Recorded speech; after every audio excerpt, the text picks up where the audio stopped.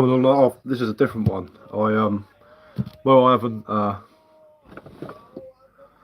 I haven't done it for a while. I just sort of done him a bit sort of plain face, that one. So he's sort of a bit gaunt looking. He hasn't really got any cheeks, but it's been a while, so I haven't really carved them. Yeah, it looks good, man. I'm getting more of a face. You know what I mean? More cheeks and beard on that one. But I started again. But this one's looking well good. He's getting there. He's actually looks more sort of like a person. But I mean, that one, that's good carving. It's more sort of like a sort of like, like the old sort of carvings they used to do, like the cavemen and stone and stuff like that sort of thing. But this one's actually got a bit of a feature to it. Hello, I'm you. Hello, how's it going? Oh, nice. I carved a few spoons and stuff, but nothing that good. Oh, I don't know if you've seen my spoons that I've carved. There you go. Look. There you go. There's my spoon carving capabilities. I like this one. It's made out of spalted ash. It's got all the lines in it. But yeah, that's my spoon carving. That one's where the old barley twist on it. There's a cheers, man. There's a walking stick that I carved with a barley on it. Barley twist down, going all the way down the walking stick. That was pretty cool. I actually started like a big wizard staff out of ash. I'm a nightmare for it. I always start things before I finished other things. But I'm going to do a barley twist down the handle of that, and it's got that sort of shape to it. It's going to be thinned out, obviously. I might carve a few wizards and stuff in the handle, and but that's going to be a big barley twist going down the bottom of it. Big heavy bit of wood, that is. Should have turned it into a bow really, but I've got a whole forest to my disposal, and a lot of trees come down last year, so next time I go up to my mate's woods, I'll split a few staves off and bring them back and dry them out, and then start working on a bow. I am working on a crossbow as well. I need to get on with that, but I've been a bit lazy lately. This is the arm for a crossbow at the moment. I've started tillering it on the back side. I'm going to have to up my game. May as well want to get my knives back out. Do it, man. Get your knives out, man. It's all about practice at the end of the day. Like, it's like me. If I'm a nightmare. As soon as I see something, I want to make something.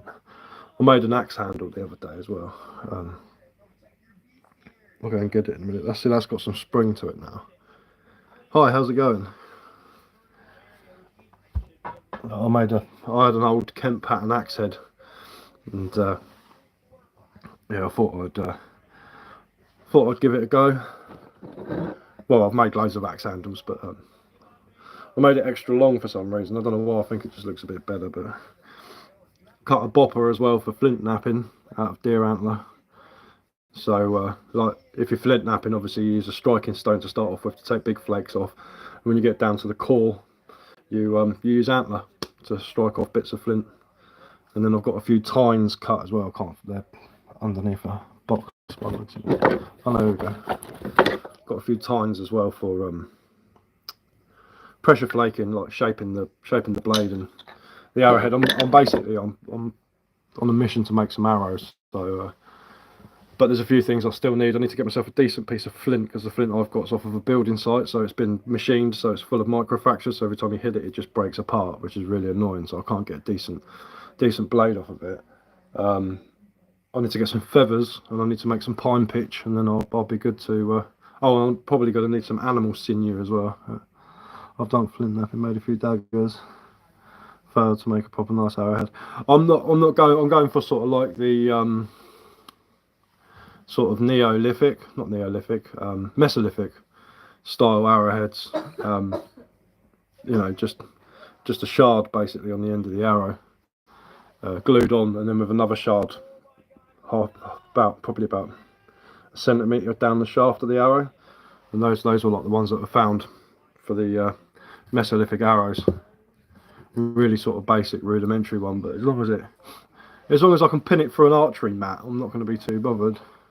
I've seen them. They do look good. Yeah, man, they're pretty cool. I mean, my flint knapping skills aren't great. I can do it. I can, you know, if I was up the woods and I didn't have a knife, I could make myself a blade. You know, like something that would cut stuff, and I could use to skin animals and whatnot. And you know, strip bark off wood and carve some wood, do some rudimentary stuff with it. So it's not too bad. I follow Will Lord. He's brilliant. Yeah, Will Lord's a legend, mate. The bloke's well alright. His sound is a pound, man. He's a nice bloke. I remember a few years back, I messaged him on Facebook, and I had a good chat with him, and I was asking him some questions. He's well helpful. He's such a helpful bloke. He's always willing to share his knowledge and stuff like that. He's wicked, mate. He's a really good bloke. His dad's a good flint napper as well, John Lord.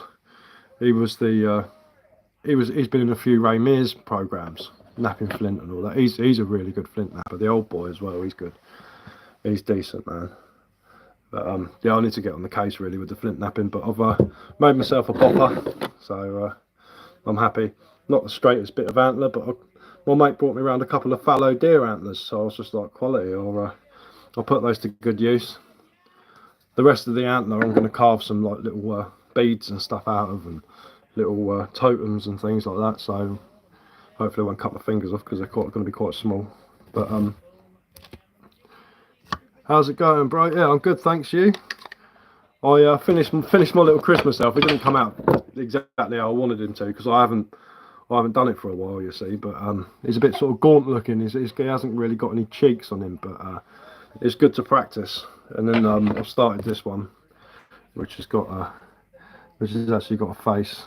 You know, he's actually got some cheeks and the chin and the beard and a decent nose on him. So that's what I'm working on at the moment.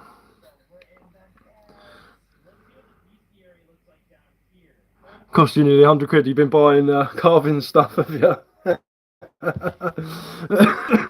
Been getting yourself gouges and hook knives and carving knives and all that sort of thing, have you? Been going for it. Quality, man. That's what I'm assuming anyway. It's got to be done.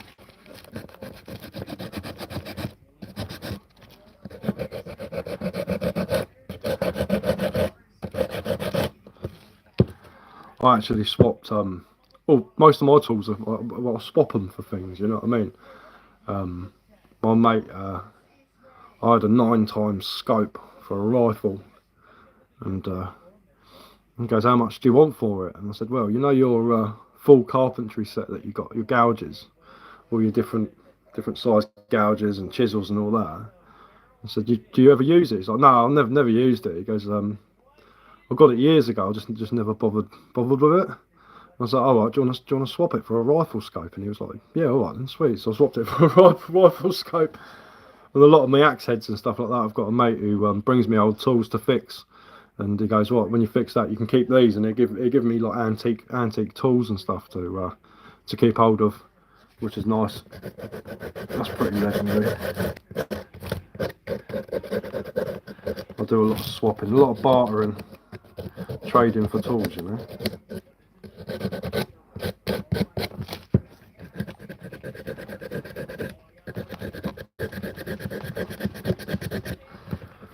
If you want some inspiration for carving, check out a bloke called Kerry Pearce. He's known as the Wood Wizard, and he's the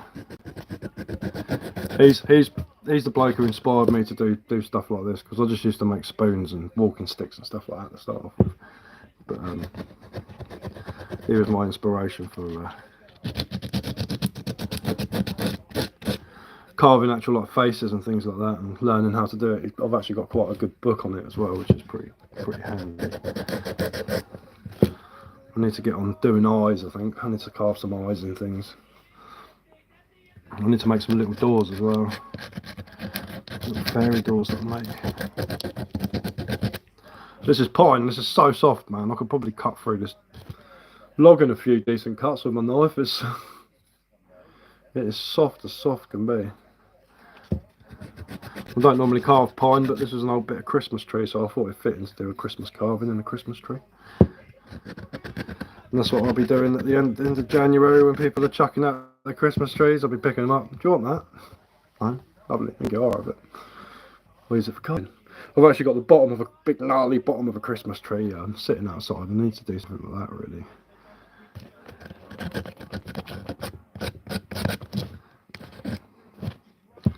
That needs bringing down just a little bit more on that side.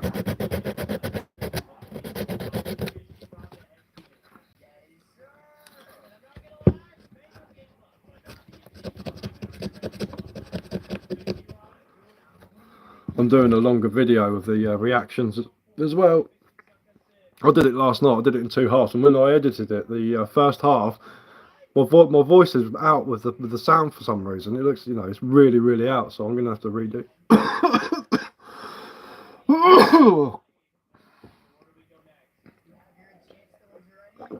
Oh, gastric reflux, man. I'm gonna have to redo the first half, but I'll go into a bit more depth about what's going on and what are they doing wrong and why they're doing it. I mean, there's not really any wrong way to survive, you know. It's whatever works at the time and whatever's keeping you alive, you know. There's no wrong or right way of doing it, but there are things you should focus on, really.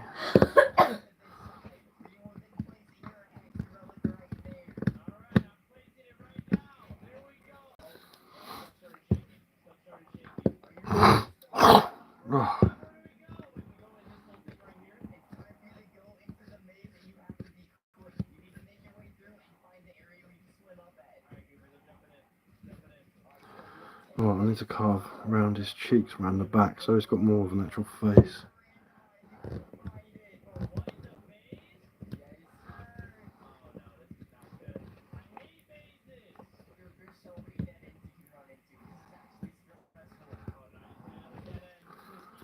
That's the problem, doing it upside down. Switching sides.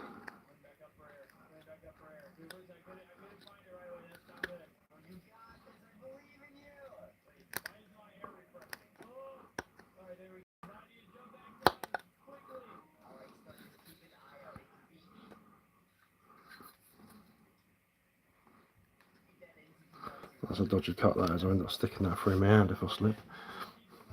Always make sure you know where your knife's going to go. Otherwise you can end up really hurting yourself.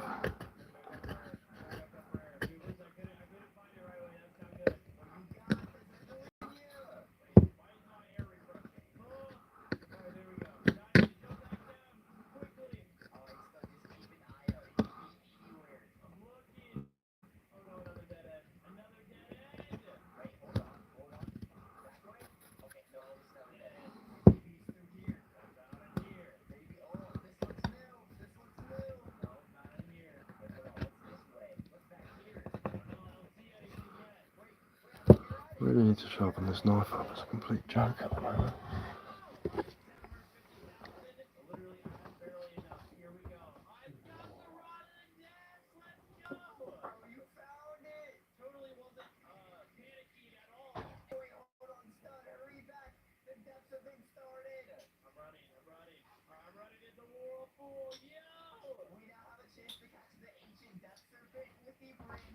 And the old oil stone.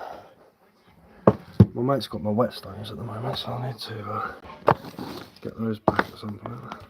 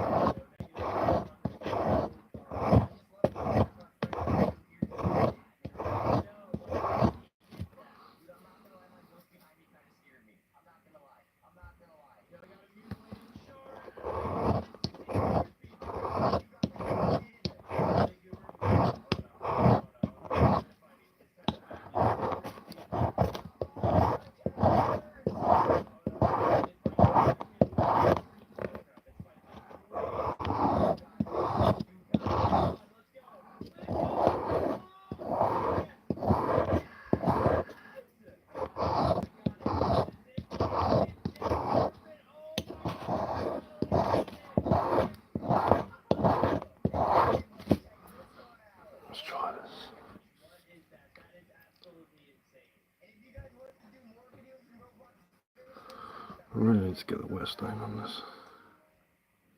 Just put a double bevel on it. I'll see that because the bevels come off of that side.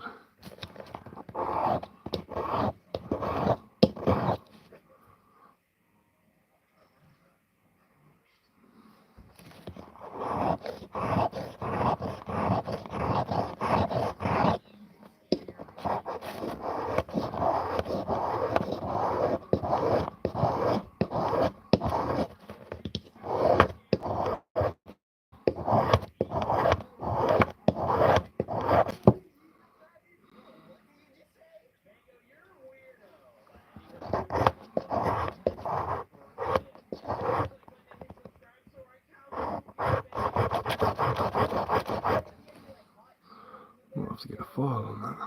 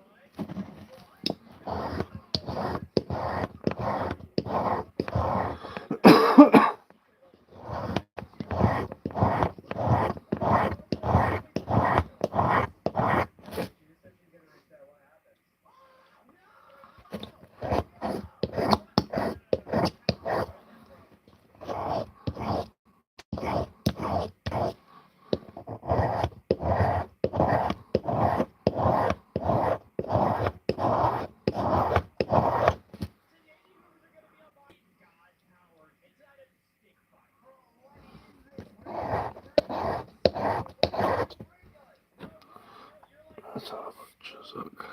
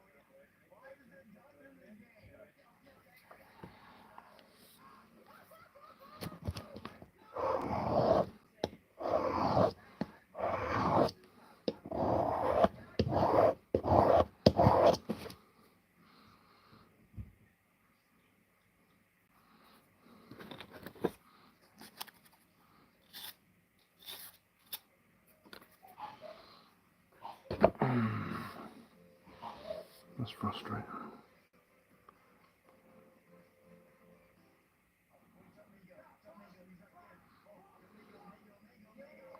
Yeah, I think about the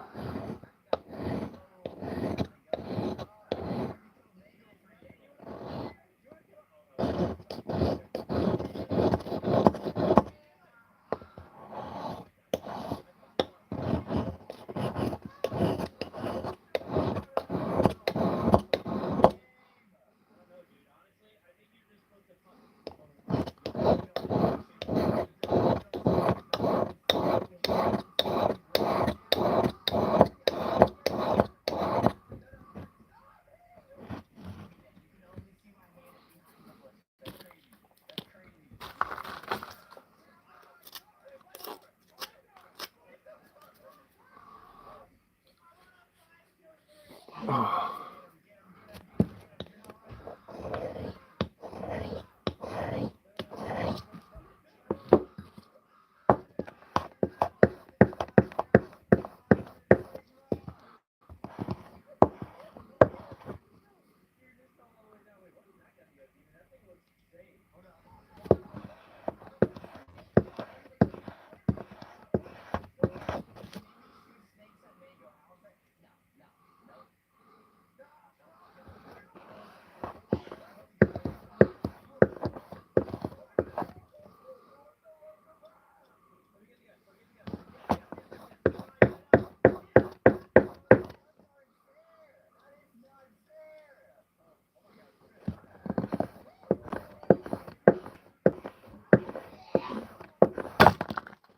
Oops.